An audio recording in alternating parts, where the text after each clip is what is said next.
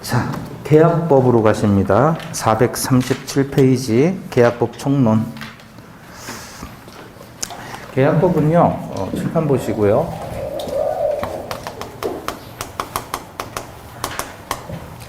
이게 총론 또는 총칙이 있어요. 총칙, 총론, 그 다음에 각칙, 각론.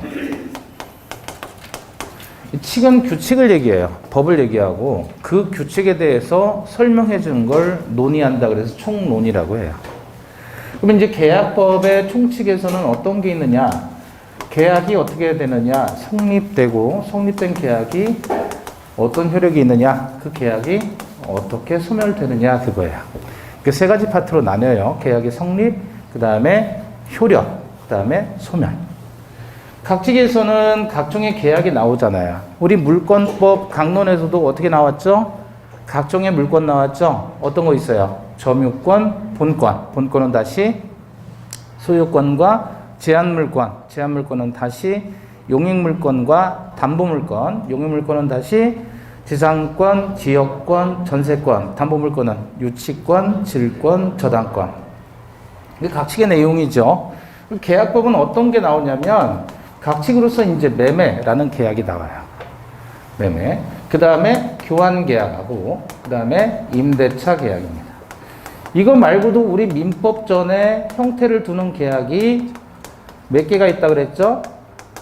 15개가 있다 그랬죠? 그래서 우리 11월, 12월 과정에서 이야기를 했던 거고, 그 중에 우리 시험범위에 해당하는 건 3가지.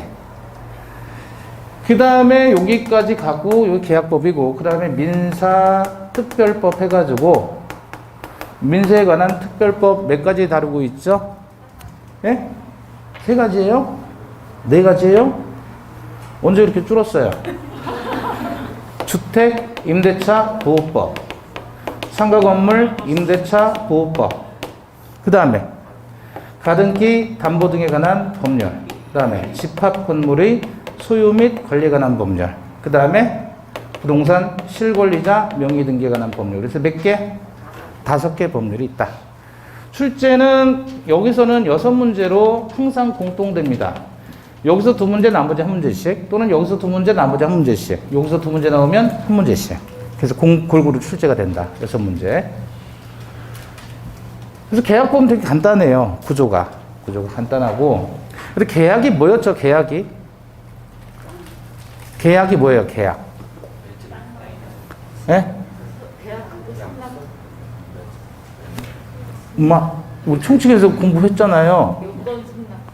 요건 승낙? 이게 이런 게 있어요. 이제 여기 바다인데 바다에서 보면 빙산이 이렇게 있잖아요. 그죠? 예? 그러니까 요만큼 있고 나머지 이만큼이 이제 안 보이는 거예요. 공부를 하잖아요. 한 하루에 10시간 공부했단 말이에요. 그 집에 이제 아침에 쉬는 날 이제 아침에 가서 공부하고 저녁 때까지 점심 먹고 저녁 먹고 저녁 10시에 이제 딱 도서관에 나오면서 집을 오잖아요. 달빛을 보면서 오늘 뭐 공부했지 그러면 이만큼 공부했는데 말로 나오는 게 요거밖에 안 나와요. 진짜로. 이런 현상이 왜 생기는지 아시겠죠? 공부를 했는데 뭐 한 거예요? 그냥 한 거예요. 그냥. 점검을 안 한 거예요. 그래서 실제로 이만큼 공부했어도 본인이 얘기할 수 있는 건 요만큼밖에 안 된다는 말은 이만큼은 내재된 거고 제대로 이해가 안 돼 있는 거예요. 무슨 말씀인지 아시겠죠? 그럼 어떻게 해야 되는 거예요? 이만큼 이렇게 생각 안 나면 이만큼이 생각나도록 해야 되잖아요. 어떻게 해야 돼요? 어떻게 해요? 반복하는 거예요. 그래서 공부를 한다. 그래서 우리는 뭐라 그래요? 복습이라고 하는 거예요. 계속 떠올려야 돼. 계속. 저는 안 보고 막 이렇게 쓰잖아요. 그죠? 저는 반복을 얼마나 했겠어요? 20년 넘게 했는데. 근데 어떨 땐 단어가 생각이 안 날 때가 있어요. 그렇게 했는데도. 그죠? 저도 그런데 여러분 더 하시겠죠? 계약은 뭐냐면, 계약은 의사표시가 하나 있으면 뭐라 그러죠? 단독으로 하는 행위. 의사표시가 두 개 있으면 뭐라 그러죠? 이걸 계약이라고 하는 거예요. 계약. 그러니까 계약은 의사표시가 몇 개 있다? 두 개 있다. 두 사람이 도장 찍는 게 계약이에요. 매매는 매도인과 매수인, 교환계약의 당사자, 요는 임대인과 임차인, 이렇게 두 사람이 계약을 한다. 그래서 계약에 이 세 가지 말고도 많은 계약들이 있는데, 그죠? 예를 들어 증여라는 계약, 또 사용대차, 소비대차, 고용, 현상광고, 위임, 임치, 여행계약 등등등이 있단 말이에요. 이런 계약 등의 공통점을 모은 거예요. 그럼 매매나 교환이나 임대차는 어떻게 성립하겠느냐 이거죠. 어떻게 성립해요? 청약 플러스 승낙의 합치에 의해서 계약이 성립할 수 있습니다. 그래서 청약 플러스 승낙으로 계약이 성립한다 그랬을 때 청약은 뭐가 청약이죠? 청약이 뭐예요? 청약. 승낙은 뭐고? 승낙은 그냥 오케이 하는 게 승낙이에요. 그죠? 오케이. 그럼 오케이 하도록 청하는 거잖아요. 제시하는 거잖아요. 그래서 청약이라는 건 승낙과 달리 얘가 먼저예요, 나중이에요. 그래서 먼저 하는 의사표시를 청약이라고 하는 거예요. 자, 그럼 매도인이 청약합니까? 매수인이 승낙합니까? 매수인이 승낙해요? 매도인이 승낙해요? 청약은 누가 하는 거예요? 자, 다시. 혼인은 계약인가요? 계약이 아닌가요? 그쵸? 계약인데, 혼인도 계약이에요. 두 남녀가 혼인한다. 가족이 되는 거잖아요.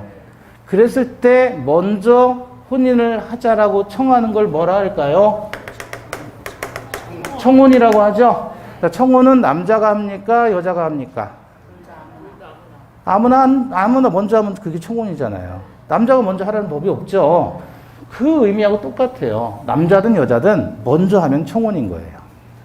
매도인이든 매수인이든 먼저 하면 그게 청약인 거예요. 따라서 청약과 승낙은 내용에 따른 구별이다 아니면 시간에 따른 구별이다. 청약과 승낙을 구별하는 건 시간에 따라서 구별하는 거예요? 내용에 따라서 구별하는 거예요?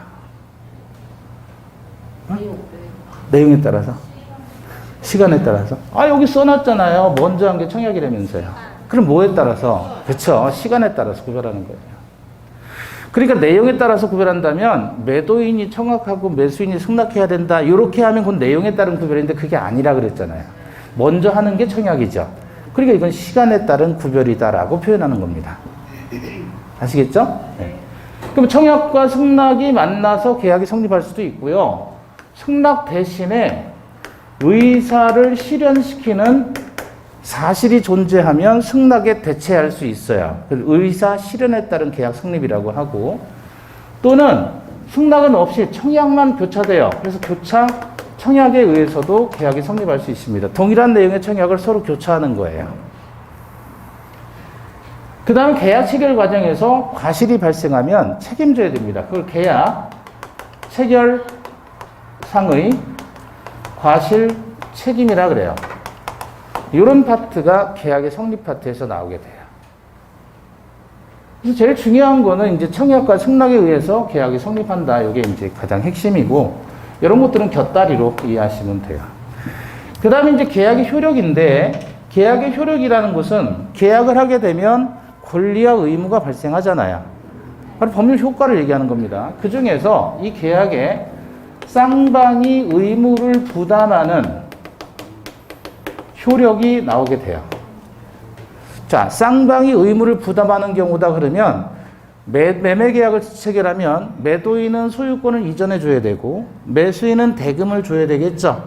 양쪽이 다 의무가 있죠. 이런 걸 쌍무 계약이라 그래요. 그러면 증여라는 계약을 보면 갑이라는 자가 집을 공짜로 주고 받는 사람 수증자는 대가로서 아무것도 안 주잖아요. 그죠? 그러면 증여 계약을 체결하면 증여자만이 의무를 부담하고 증여를 받는 수증자는 의무를 부담하지 않죠. 한쪽만 의무를 부담하죠. 그런 걸 뭐라 그래요? 편무 계약 그래요. 편무 계약인데 편무 계약의 효력이 아니라 여기서 말하는 이 효력은 무슨 계약의 효력이다? 쌍무계약의 효력이다. 그래서 쌍무계약의 효력으로서 세 가지가 나오게 되는데, 첫 번째, 동시이행의 강변권이라고 하는 것하고, 두 번째, 위험 부담이라고 하는 것하고, 세 번째, 제3자를 위한 계약이라는 것하고 세 가지가 나오게 돼요. 각각이 다 중요한 건데 제일 어려운 건 요거. 동시행의 강변권. 자, 얘나 다 무슨 계약의 효력으로 얘기하는 거예요? 그렇죠. 쌍무계약의 효력으로 얘기를 하는 거예요. 쌍무계약. 쌍무계약 다시 한번 보시죠. 437페이지 가보시면 계약의 의 이렇게 해서 광의의 계약과 협의의 계약 이렇게 나누죠. 이런 것들은 안 읽는 거예요. 넘겨보시고 계약의 사회적 작용 이런 것도 안 읽는 거예요. 2번 계약의 자유와 그 제한. 이거는 그냥 우리가 앞전에 제가 설명드렸듯이 계약법의 지도 원리는 계약 자유의 원칙이 최고의 원리예요. 계약 자유의 원칙이라는 건 사적 자치의 원칙을 얘기하는 겁니다. 계약 꼴리는 대로 다 해라. 그 얘기예요. 그런데 계약을 자유롭게 하는 게 인간의 기본적인 자유를 보장하는 걸 특징으로 하는 게 맞는데요. 그러다 보니까 사회적인 공공의 목적으로 제한이라는 게 있어요. 자, 여러분이 택시를 타고 간다, 버스를 타고 간다. 그랬더니 버스 기사가 너 타지 마. 난 너하고 계약 못 하겠어. 나가. 타지 마. 너는 무게가 2배 나가잖아. 그럼 요금 2배 내. 뭐 이런 식으로 계약을 자유롭게 할 수 있도록 하면 안 되겠죠. 아픈 사람이 병원 가서 치료받아야 되는데 난 너 받기 싫어. 너 다른 병원 가. 라고 이렇게 거절하면 된다, 안 된다? 안 된다. 그래서 계약 자유는 보장하되 제한이 필요한 것이다. 공공의 목적으로. 그런 얘기예요. 그럼 계약 자유는 어떤 게 자유냐? 계약 체결할지 말지도 자유. 상대방 선택도 자유. 내용을 결정하는 것도 자유. 방식도 자유. 다 자유다. 다만 그 자유가 제한된다. 그 제한의 필요성이 있다는 얘기예요. 여기까지 시험에 안 나온다. 그 다음에 오른쪽 3번. 약관이죠, 약관. 약관은 뭔 말이야, 한자가? 약자가 무슨 뜻이에요? 네? 약자. 약속하다는 뜻이에요. 관은. 관. 우리 부관할 때도 봤잖아요, 관. 관이 뭐예요, 관?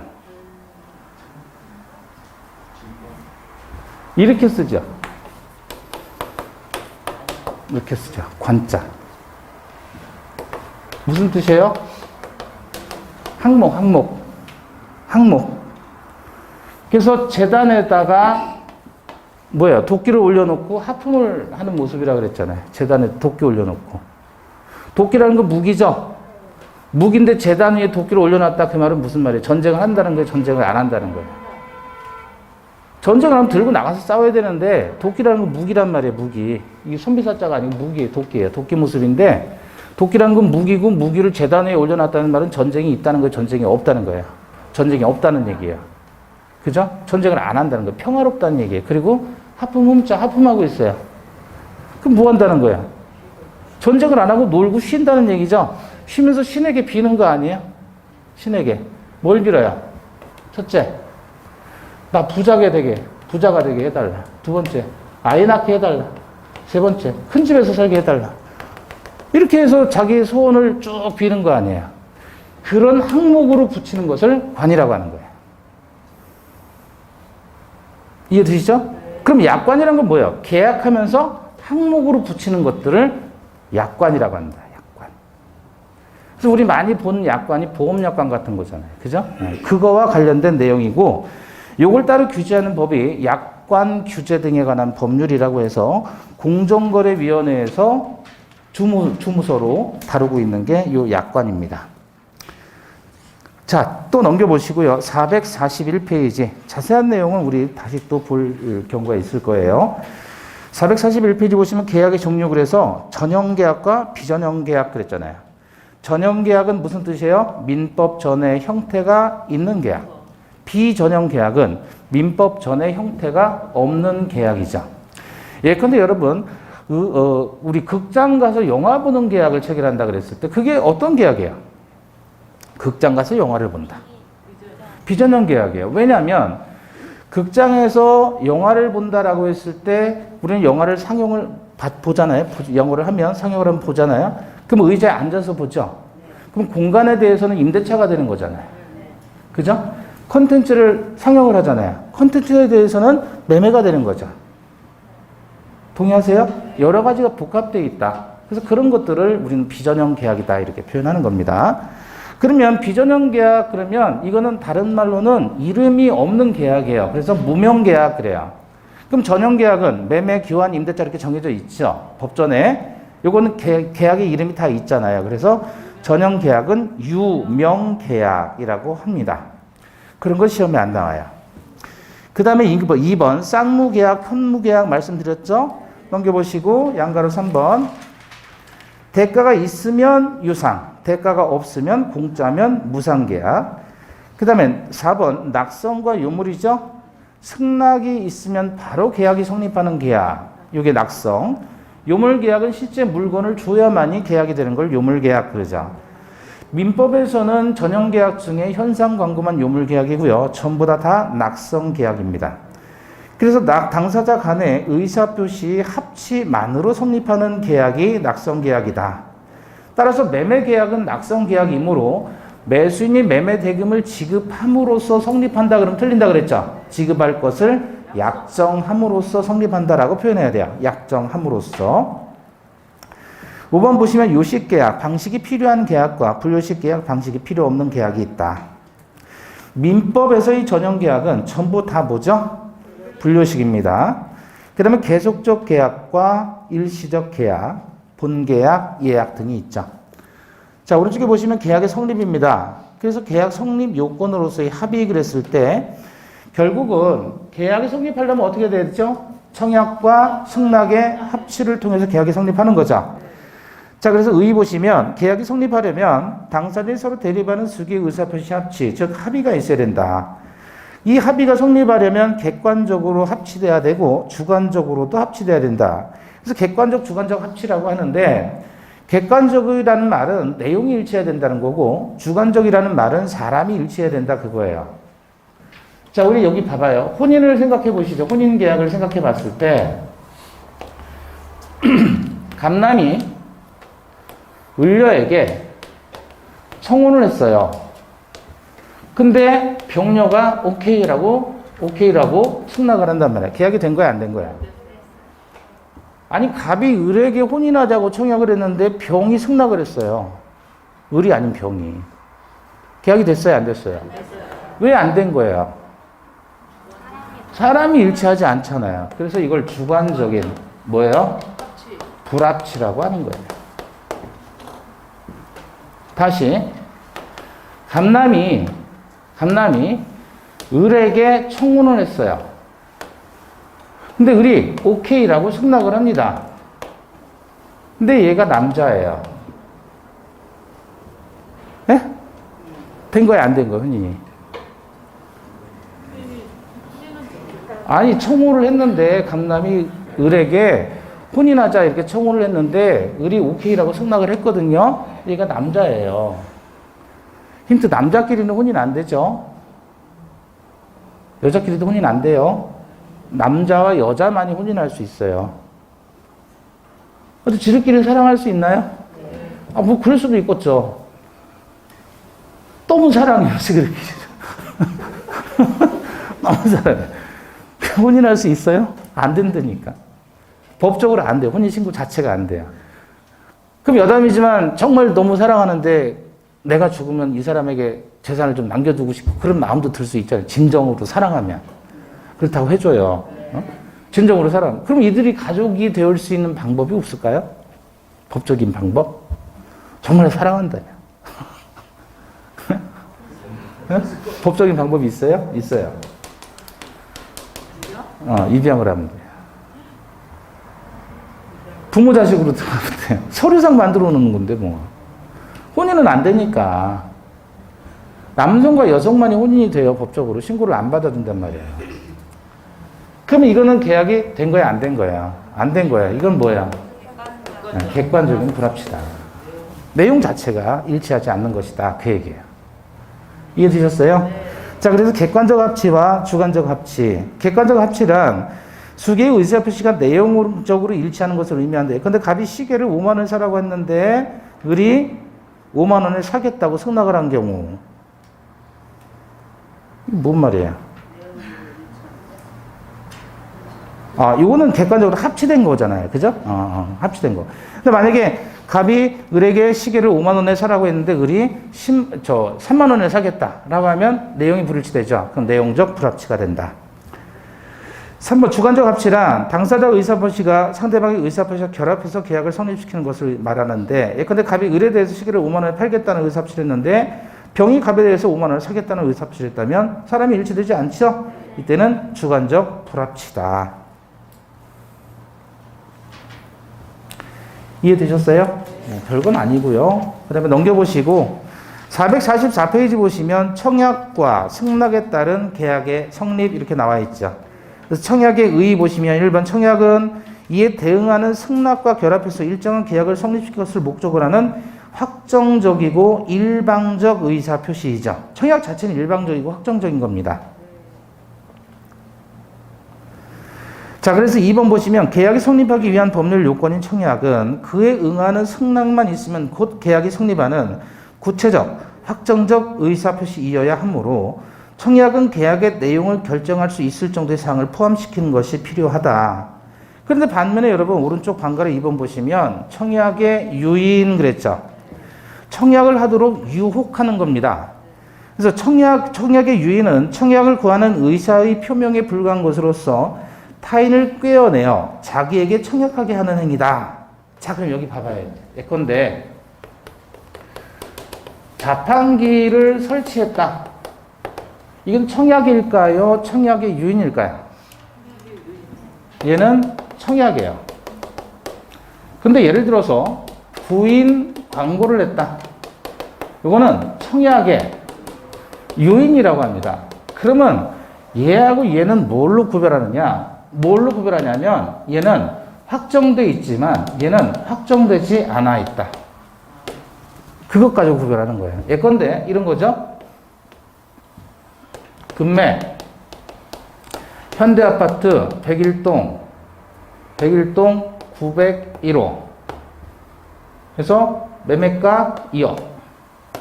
자, 이랬으면 이것은 뭐예요? 청약이에요. 그죠? 그런데 여기다가 만약에 협의는 가능하면 이건 유인이 되는 거예요. 이해되셨어요? 그래서 청약은 확정적인 의사표시다. 그 말은 승낙이 있으면 바로 계약이 성립할 수 있는 정도로 확정되어 있어야 되는 거예요. 그럼 여기서 구인 광고 보면 갑이라는 자가 구인 광고를 했어요. 광고를 냈어요. 그럼 을이라는 사람이 내가 일하겠습니다. 그래서 입사를 지원합니다. 그럼 면접 보고 이쪽에서 오케이 라고 일하세요. 승낙을 해주는 거예요. 그럼 이게 청약이 되는 거예요. 그럼 얘는 뭐예요? 유인한 거죠. 이해되셨어요? 그래서 유인하고 청약하고는 다르다. 네. 단순한 상품 목록을 배부했다면 유인이에요? 청약이에요? 네? 상품 목록만을 배부했어요. 그럼 유인이죠. 그죠? 자판기는 이게 자체가 청약이에요. 그러면 승낙자가 돈을 집어넣고 꾹 하고 누르면 커피가 나왔다. 예를 들어서. 그럼 누르는 게 일종의 승낙이 되는 거예요. 누르는 게. 이해되셨죠? 그리고 구별하시는 건 확정되어 있느냐 아니냐 가지고 따져주시면 된다. 내용 별거 없어요. 근데 법원에서 입찰을 공고합니다. 그럼 이것도 뭐예요? 자, 경매의 물건을 입찰을 하겠습니다. 몇 월 며칠 날 하겠습니다라고 공고를 띄워요. 그죠? 그러니까 여러분, 대법원 경매정보 게시판에 가보면, 사이트에 가보면, 몇 월 며칠 날, 뭐 다음 달 5일 날에 어떤 물건이 경매로 나옵니다라고 이렇게 다 공지를 해줘요. 여러분 관심만 있으면 가서 보면 돼요. 공짜예요, 공짜. 그 무료로 볼 수 있는 그 사이트도 있어요. 경매 물건 무료로 볼 수 있는 사이트도 있고. 그 입찰 공고한단 말이에요. 언제 이제 경매로 내겠다. 그럼 거기서 이제 얘가 응찰을 하잖아요. 입찰을 하는 거예요. 자기가 물건 조사해가지고 이 금액이면 내가 낙찰 받을 수 있겠다라고 하면 각자 써내는 거예요. 이게 뭐죠? 청약. 써내는 거예요. 근데 그 중에서 제일 비싸게 사겠다는 사람 최고가 매수인잖아요. 그 사람에 대해서 법원이 뭐를 하죠? 매각, 허가, 결정을 내려주죠. 요게 뭐예요? 승낙이 되는 거예요.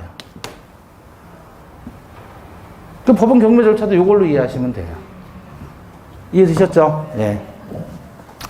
자, 그래서 청약과 청약의 유인 구별해 보시고요. 그 다음에 청약을 하게 된다 그러면 거기 방가루 4번 한번 보셔요. 방가루 3번도 꽤 많이 나옵니다. 청약은 불특정 다수인에게 할 수 있을까요? 특정인에게만 해야 될까요? 네? 청약은? 자, 자판기 생각해 보세요. 청약이죠? 불특정 다수인에게 청약하는 겁니까? 특정인에게만 청약하는 겁니까? 그렇죠. 불특정 다수인에게 할 수 있다. 그거 기억하시고. 그 다음에 4번 청약의 효력 발생 시기는 도달주의다.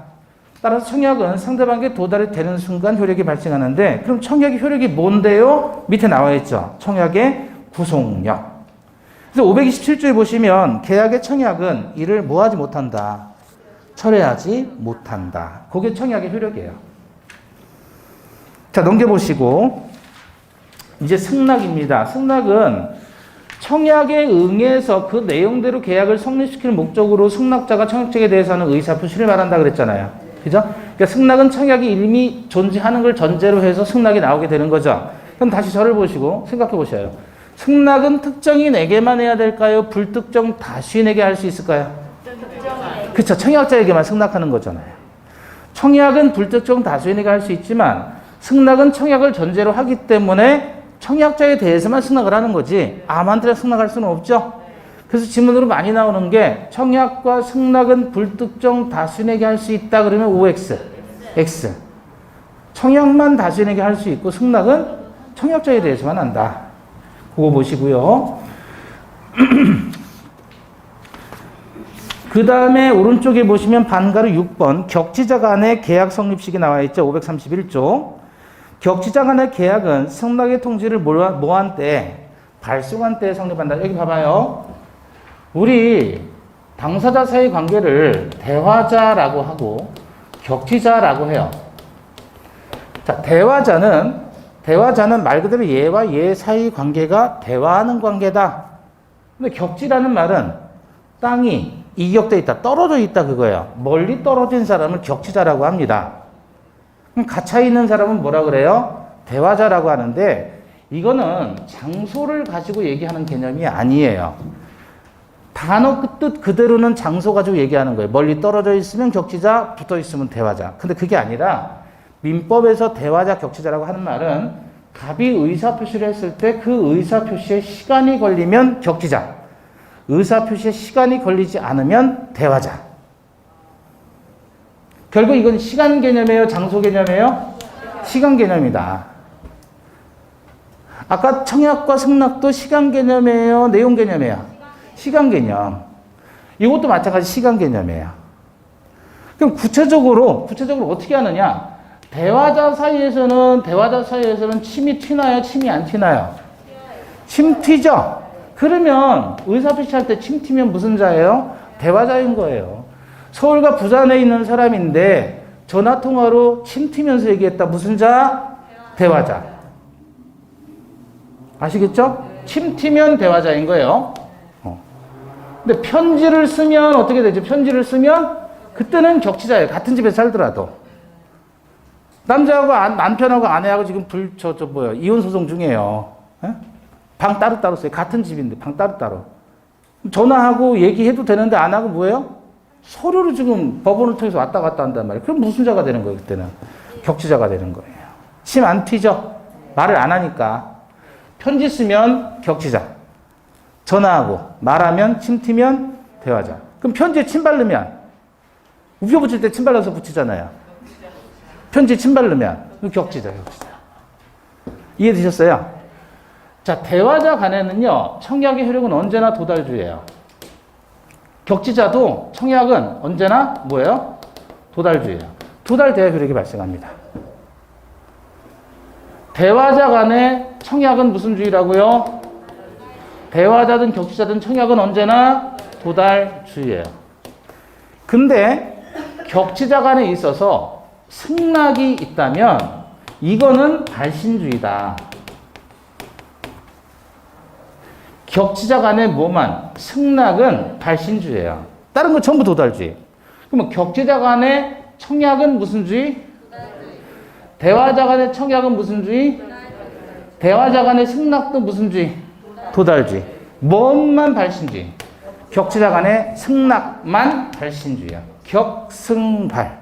격지자 간의 승낙만 발신주의. 격승발. 이렇게 기억하셔요. 거기 책에다 동그라미 치시면 되죠. 격승발. 근데 문제를 낼 때는 어떻게 내냐면 격지자 간의 계약은 청약의 통지를 발송한 때에 성립한다. X. 네? 왜야? 격지 간의 승낙이 발신주의잖아요. 근데 문제를 낼 때는 발신주의다 격지자를 강조하면서 동시에 중간에 뭘 집어넣어요? 청약을 집어넣는 거예요. 격지자 간의 청약은 발신주의다. 그러면 X. 격지자 간의 승낙이 발신주의예요. 격승발. 아시겠죠? 이런 것들은 간단한 내용입니다. 자, 기타 방법에 따른 계약의 성립, 그래서 의사 실현, 그 다음에 교차 청약 있고, 계약 체결상의 과실책임 등이 있다. 450페이지 가보시면, 계약의 효력, 그래서 3절 계약의 효력에서 1번이 쌍무 계약의 효력이다. 그래서 쌍무 계약의 효력, 쌍방이 의무를 부도하는 계약의 효력인데, 성립상의 결련성, 이행상의 결련성, 존속상의 결련성, 이렇게 연결성이라고 생각하시면 돼요. 결련성을 무슨 성? 연결성. 자, 그 중에 첫 번째가 오른쪽 페이지에 뭐예요? 동시이행의 항변권 이렇게 나오죠. 동시이행의 항변권. 이제 그거부터 볼 겁니다.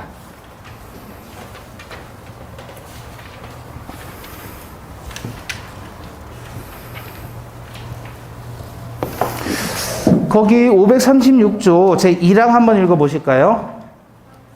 쌍무계약의 당사자 1방은 상대방이 그 채무 이행을 제공할 때까지 자기 채무의 이행을 거절할 수 있다. 그러나 상대방의 채무가 변제기에 있지 아니하는 때에는 그러하지 아니하다 그랬죠. 자, 동시 이행의 항변권이에요.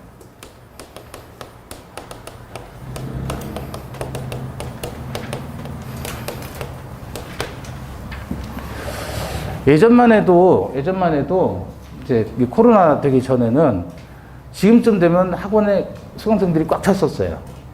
근데 코로나 때문에 지금 이렇게 많이 안 차는데, 그러면 벌써 이제 강의 20년 했잖아요. 20년 넘게 했는데 항상 있던 일이 뭐냐면 자리 싸움. 매년. 특히 3월 초가 아주 극심해요, 자리 싸움이. 11월, 12월, 1월, 2월까지 왔잖아요. 이제 어느 정도 이제 적응이 돼요, 학원에. 그럼 저 앞에 자리도 가고 싶은데 꼭 나와서 어떤 분이 그냥 자리를 여러 개를 딱 잡아놓는 거예요. 그럼 이제 뒤에 있는 늦게 오는 사람 열받잖아요. 그죠? 그래서 이제 제가 전국을 다 강의를 다녀봤잖아요. 뭐 부산도 가고 광주도 가고 대전도 가고 안 가본 시도가 없어요.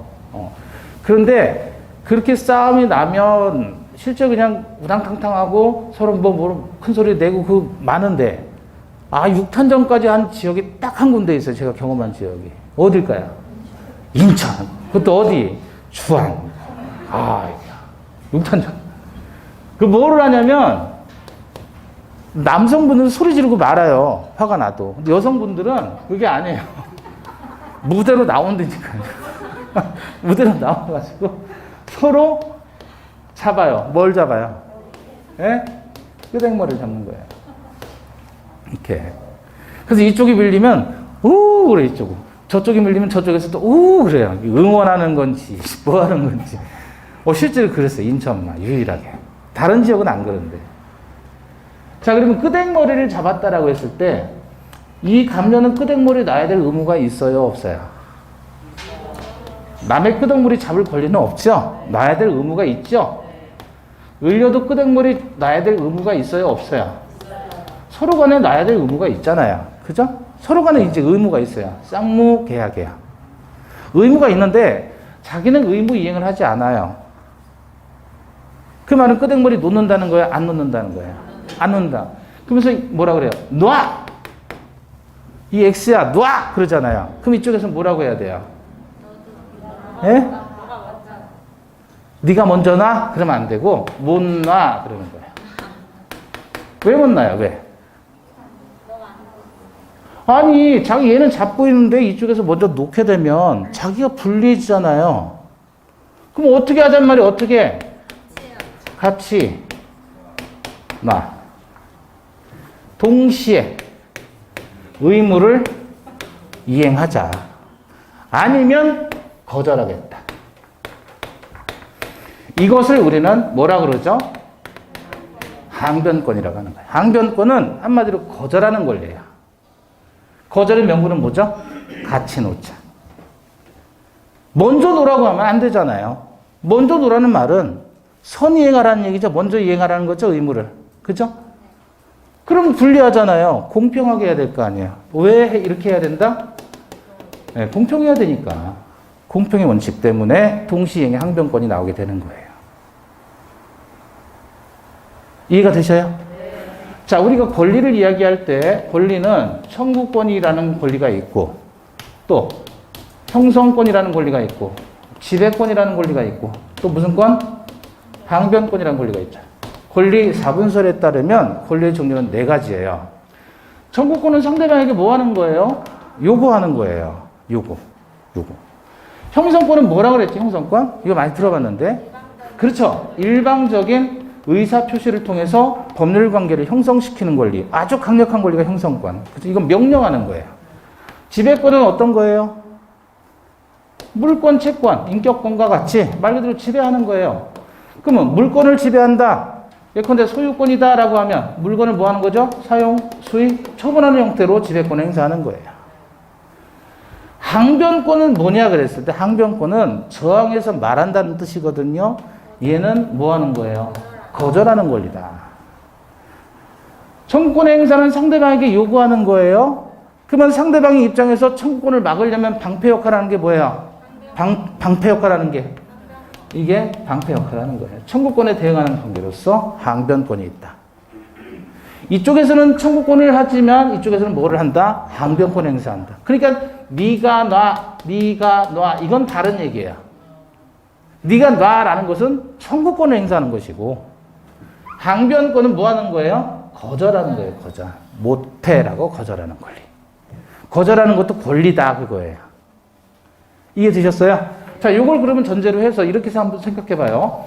매도인과 매수인 사이에 매매 계약을 한단 말이에요. 그쵸?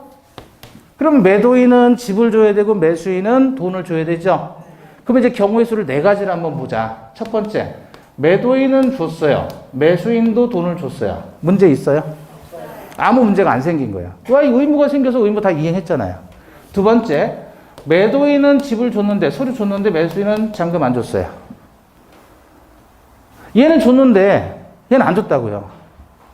그러면 어떻게 되는 거예요? 이때는 뭐가 문제가 되는 거예요? 을의 채무 불이행이 되는 거예요. 우리 자신의 의무를 이행하지 않았잖아요. 세 번째, 매도인은 등기소리 안 줘요. 근데 매수인은 잔금 줬단 말이죠? 그럼 뭐가 문제가 돼요? 갑의 채무 불이행이 생기더라. 그럼 갑이 의무를 이행하지 않은 거잖아요. 약속 위반이죠? 이건 을의 약속 위반이고, 이건 3번은 갑의 약속 위반이고. 근데 이제 4번째가 문제가 돼요. 얘도 안 주고, 얘도 안 주는 거예요. 약속된 날짜 5월 1일에 매도인은 등기 서류 이전에 주기로 하고, 매수인은 뭐 해주기로 했어요? 잔금 주기로 했는데, 5월 1일에. 근데 안 주는 거 둘 다. 그러면 이건 갑의 채무 불이행도 아니고 을의 채무 불이행도 아니더란 말이에요. 이때는 뭐가 생기냐면 동시 이행의 항변권이라는 게 발생하는 거예요. 얘한테도. 그럼 이쪽에서 야, 너 5월 1일에 잔금 준다고 했으니까 잔금 줘. 그러면 이쪽에서 뭐라 그래요? 못 줘. 라고 거절하는 거예요. 너 5월 1일에 등기 주기로 했으니까 등기 줘. 그랬더니 이쪽에서 뭐라 그래요? 못 줘. 라고 뭐 한다? 거절한다. 동시 이행의 항변권이 발생하게 되면 자기 채무의 의무의 이행기가 되더라도 이행기에 이행하지 않더라도 채무 불이행이 된다는 거예요? 안 된다는 거예요? 잘못이 없다는 거예요. 당연한 거예요. 못 주겠다는 거예요. 못 주겠다. 이거를 뭐라고 한다? 동시이행의 항변권. 자, 그러니까 동시이행의 항변권은 언제 생기는 거예요? 1, 2, 3, 4번 중에 4번일째 생기는 거예요. 각자 서로 안 했을 때. 한쪽만 안 하면 안 한 사람의 채무불이행 책임을 져야 돼요. 채무불이행 책임을 지는 것은 손해배상 책임을 지는 거예요. 해제당하고. 이런 경우가 아니라 의무가 서로 있는데 쌍무계약에서 쌍방이 의무를 부담하는데 그 의무를 서로 이행하지 않았을 때는 서로에게 동시 이행의 항변권이 생긴다. 거절할 수 있는 권리가 생기는 거야. 그러니까 이쪽에서 아무리 이행을 청구하더라도 이쪽은 거절해도 되는 거죠. 적법하게. 이행기에 이행하지 않더라도 채무불이행 책임을 지지 않는 게 바로 동시 이행의 항변권이다. 이게 포인트예요. 다시 동시 이행의 항변권은 한마디로 동시에 이행하자. 나 혼자 먼저는 못하겠다. 그렇게 얘기하면서 뭐 하는 거예요? 거절한다. 상대방의 청구를 거절하는 권리. 동시 이행의 항변권이 뭐라고요? 거절하는 권리. 자기 의무인데 이행 자체를 거절하는 권리. 언제 생기는 거예요, 이건? 언제 이게 발생하는 거예요, 동시행의 항변권은? 쌍무계약에서 서로 안 했을 때. 이해되셨어요? 서로 안 하게 되는 순간 서로 간의 동시 이행의 항변권이 발생하게 됨으로써 이행기에 자기 의무 이행하지 않더라도 채무 불이행 책임을 지지 않는다. 적법하게 거절할 수 있는 거예요. 권리니까. 동시 이행의 항변권은 말 그대로 뭐 하는 권리? 거절하는 권리. 자, 536조 1항 보시면 쌍무계약의 당사자 일방은 상대방이 그 채무 이행을 제공할 때까지 자기 채무 이행을 거절할 수 있다. 그러나 상대방의 채무가 변직에 있지 아니하는 때에는 그러하지 아니하다. 거절하지 못한다는 얘기죠. 그러니까 서로 간에 의무가 발생했을 때 거절하는 것이지, 안 하면 한쪽에서 의무가 발생하지 않았는데도 거절한다. 그건 말이 안 되는 거 아니에요. 아니, 얘 의무가 발생했어야 얘도 의무를 거절하는 건데 한쪽이 의무가 발생하지 않았어요. 아직. 예? 근데 얘가 청구했을 때 얘가 거절한다? 뭘로 거절해? 한쪽에 의무가 없는데. 그러니까 그 단서가 그겁니다. 상대방 채무가 변직이 있지 아니하게 된 때에는 채무 이행을 거절하지 못한다. 이해되셨어요? 예. 그래서 그 동시행의 항변권 의미 성질을 보시면 1번 쌍무계약의 당사자 일방은 상대방이 채무 이행을 제공할 때까지 자기 채무 이행을 거절할 수 있다. 네 할 때까지 나도 거절하겠다 이거예요. 너 할 때까지. 이를 동시 이행의 항변권이라고 한다. 이것은 매매, 교환 등과 같은 쌍무계약에서 자기의 채무는 이행치 아니요. 지는 끄댕물에 놓지도 않으면서 상대방 채무만을 청구한다면, 그런다면 공평의 관념에 반하니까 상대방에게 이행을 거절할 수 있는 적법한 권리를 인정해서 채무 이행을 확보하도록 배려한 제도이다. 이 점에서 동시행의 항변권과 유치권은 동일한 취지 제도라고 할 수 있다. 그래서 결국 동시 이행의 항변권을 인정하는 이유는 뭐 때문이죠? 공평의 원칙 때문에. 동시행의 항변권, 동시에 이행하지 않으면 나는 거절하겠다라고 하는 것은 공평 때문에 그런 거예요. 공평의 원칙 때문에. 상대방이 먼저 하라는 거는 공평하지 않다라는 얘기입니다. 근데 끄댕머리도 같이 놓자 그거죠. 지는 놓지도 않으면서 놔라고 이행 청구하게 되면 당연히 뭐 할 수 있다? 거절할 수 있다. 이해되셨죠? 네, 그렇게만 이해하시면 되겠습니다. 그 다음에 쭉 넘어가고요. 455페이지가 보시면 이제 뭐 나와요? 위험, 부담 이렇게 나오죠. 일단 큰 개요로만 이렇게 설명을 해서 내용만 이해하셔도 지금은 충분해요. 그죠? 앞으로 시간 많으니까. 자, 그 다음에 뭘 볼 거냐면 위험, 부담이라는 걸 볼 거예요. 위험, 부담. 부담한다는 건 짊어진다는 얘기잖아요. 그죠? 위험은 뭐야? 일종의 리스크를 얘기하는 건가요? 손해를 누가 부담하느냐? 손해를 누가 부담하느냐 이거죠. 자, 계약을 체결한 시점입니다.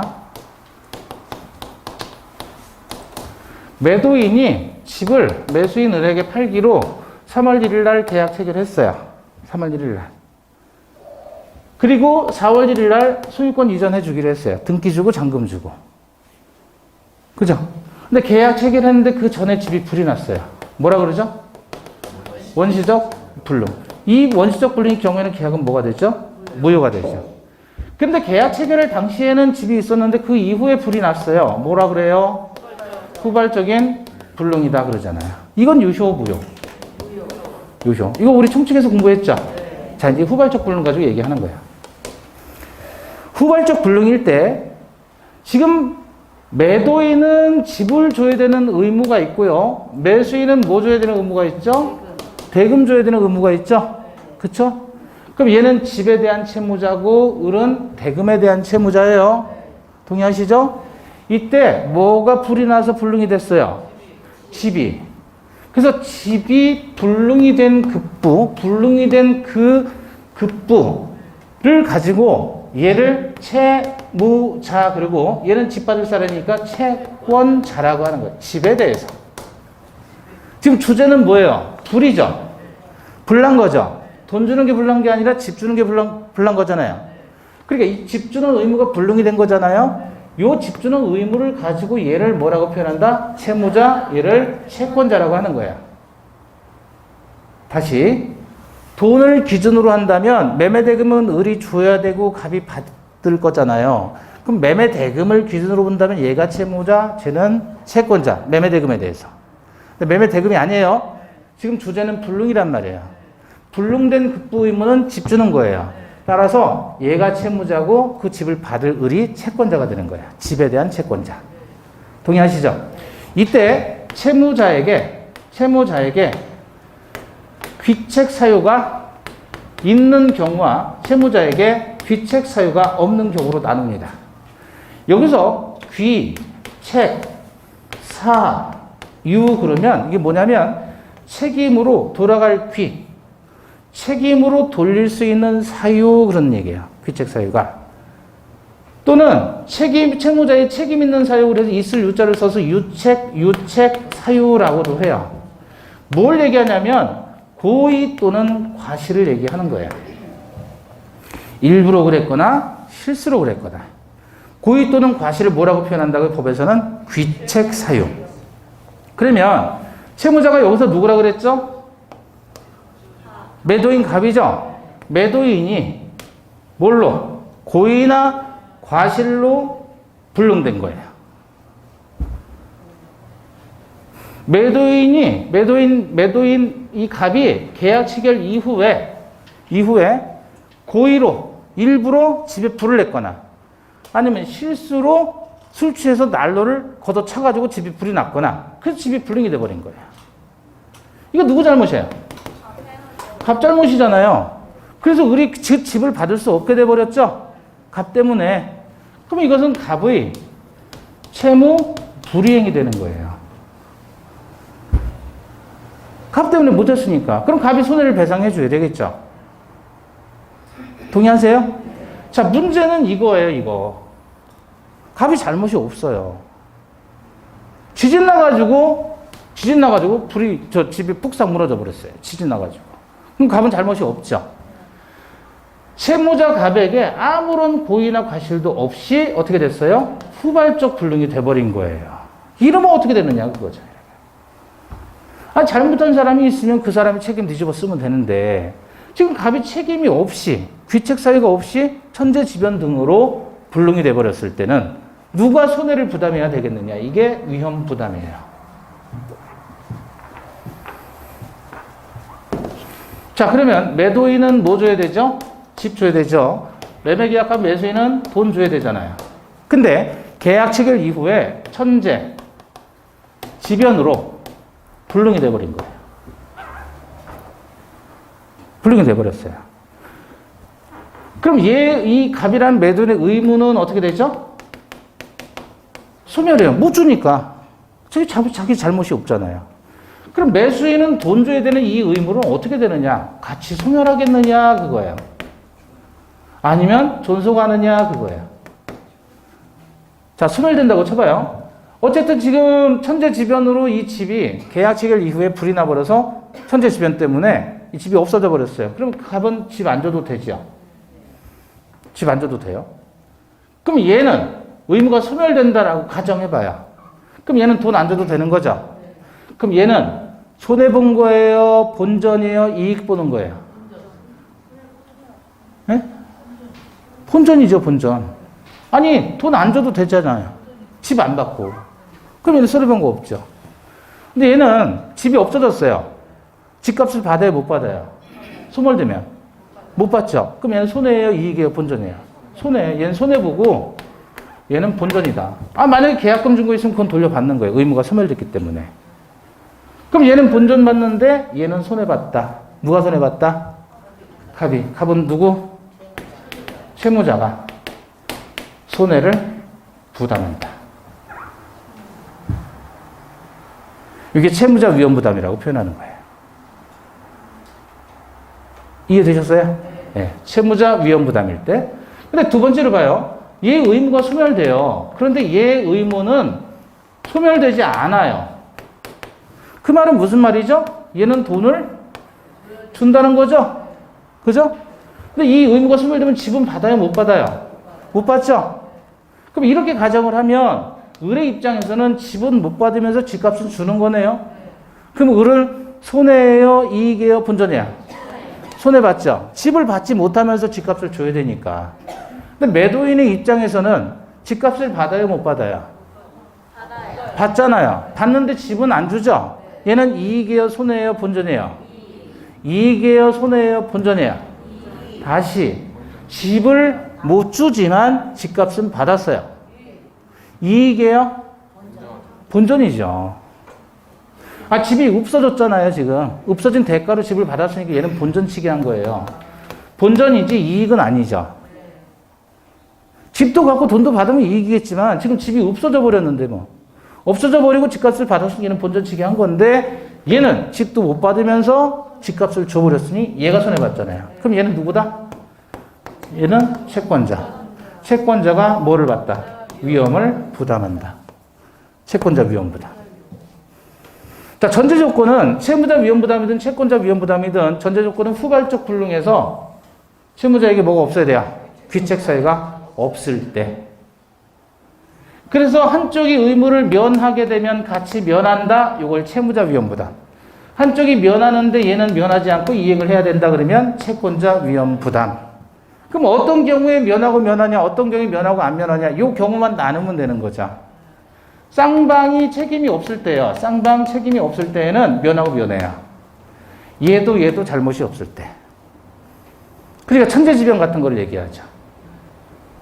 그럼 서로 잘못이 없으니까 그냥 면하고 면하면 결과적으로 채무자가 손해를 본다. 근데 만약에 얘한테 잘못이 있단 말이에요. 얘한테. 얘 때문에 후발적 불능이 돼버린 거예요. 그럼 얘가 잘못 있잖아요. 그럼 얘가 손해봐야죠. 그래서 면하고 안 면한다. 채권자 귀책이 있을 때는. 이렇게 해서 경우의 수를 나누는 걸 뭐라고 하죠? 위험 부담이라고 한다. 자, 그래서 의 보시면 위험 부담에서 의 1번 쌍무계약의 일방 채무가 당사자 쌍방의 책임 없는 사유로 이행 불능이 되어서 소멸하는 경우. 자, 쌍방 책임 없는 사유, 쌍방 무책이죠? 이때는 채무자가 위험을 부담합니다. 즉 면하고 면하게 돼요. 그에 대응하는 타방 채무 분명은 어떻게 되는가가 이른바 위험 부담의 문제이다. 예컨대 갑과 을이 가옥에 매매를 했는데 가옥이 낙뢰로 멸실해서 매도인인 갑이 그 채무를 이행할 수 없게 된 때 매수인으로는 어떻게 돼요? 서로 간에 책임이 없죠? 이때는 면하고 면하는 거예요. 따라서 을은 대금을 지급하지 않아도 좋으냐 또는 지급해야 되느냐 문제되는데 이게 위험부담의 문제라고 일컫는다. 자, 그래서 양가로 2번 보시면 채무자 위험부담이 원칙입니다. 537조에서 뭐라고 했냐면 쌍무계약의 당사자 일방의 채무, 매도인의 소유권 이전 의무가 당사자 쌍방 책임 없는 사유로 이행할 수 없게 된 때 쌍방의 책임이 없죠? 쌍방 무책. 이때는 채무자는 상대방의 이익을 청구하지 못합니다. 여기서 채무자는 매도인이고 상대방은 매수인이 되겠죠? 매도인은 매수인에게 돈 달라고 청구하지 못한다. 즉 면하고 면한다 그 얘기예요. 자, 넘겨보시고 양거로 3번이 채권자 위험부담이죠. 538조 채권자. 여기서 채권자는 매수인, 매도인. 매수인. 집을 받을 사람이니까. 채권자는 매수인. 매수인이 고의 또는 과실로 귀책 사유로 인해서 불능이 됐어요. 1항. 쌍무계약의 당사자 일방 채무가 채권자의 책임 있는 사유로 이행할 수 없게 될 때. 책임 있는 사유가 뭐라 그랬죠? 고의 또는 과실로. 매수인이 고의로 또는 과실로 불질러서 이행할 수 없게 된 때 채무자 매도인은 채권자 상대방의 이행을 청구할 수 있다. 그러니까 매도인은 면하고 매수인은 안 면한다. 면하고 안 면한다. 그 얘기예요. 이해되십니까? 그래서 지금은 이해 안 되셔도 상관없어요. 그냥 그런 게 위험부담이구나. 그러니까 위험부담 두 가지예요. 면하고 면하느냐, 면하고 안 면하느냐. 언제? 원시적 불능에서 후발적 불능에서? 후발적 불능. 자, 저를 봐봐요. 여기가 기준이 어디예요? 성립시 기준으로 그 이전에 이렇게 불이 났어요. 그럼 무슨 불능? 원시적 불능. 이후에 불이 나면 후발적 불능. 여기가 어디라고요? 성립시. 다른 말로 체약시, 계약 체결시. 이게 성립시라고요. 이 성립을 기준으로 해서 그 이전에 불이 났으면 원시적 불능. 그럼 무효죠? 이후에 불이 났으면 후발적 불능. 여기 어디? 성립. 원시적 불능. 후발적 불능. 후발적 불능인데 두 가지로 나누는 거예요. 채무자에게 귀책사유 귀가 있어요. 귀 있으면 채무 불이행. 귀 없으면 귀책사유 없어요. 귀 없어요. 채무자에게 귀책사유 없어요. 귀 없으면 위험부담. 다시 여기 어디? 성립. 원시적 불능. 후발적 불능에 귀 없으면 위험부담. 귀 있으면 채무 불이행. 후발적 불능. 귀 있어요. 있으면 채무 불이행. 귀 없으면 위험부담. 아시겠죠? 위험부담이 되면 쌍방에게 책임이 없어요. 쌍방무책. 그러면 얘 의무 면하고 얘도 면해요. 면하고 면한다. 언제? 쌍방무책일 때. 쌍방무책. 쌍방에게 책임이 없을 때는 면하고 면하는 거예요. 이해되셨어요? 근데 채권자에게 책임이 있어요. 귀책사유가 있어요. 그러면 안 면해. 면하고 안 면한다. 면하고 안 면한다. 누구에게? 채권자에게 귀책사유가 있을 때. 다시 원시적 불능과 후발적 불능의 기준 시점은 성립 시점. 성립 이후에 불이 났다 그러면 후발적 불능. 후발적 불능에서 귀책사유 없으면 위험부담. 귀책사유 있으면 채무 불이행. 면하고 면한다. 언제? 쌍방무책일 때. 아시겠죠? 자, 그것만 기억하시면 되겠습니다. 잠시 쉬었다가 제3자 기억 볼게요.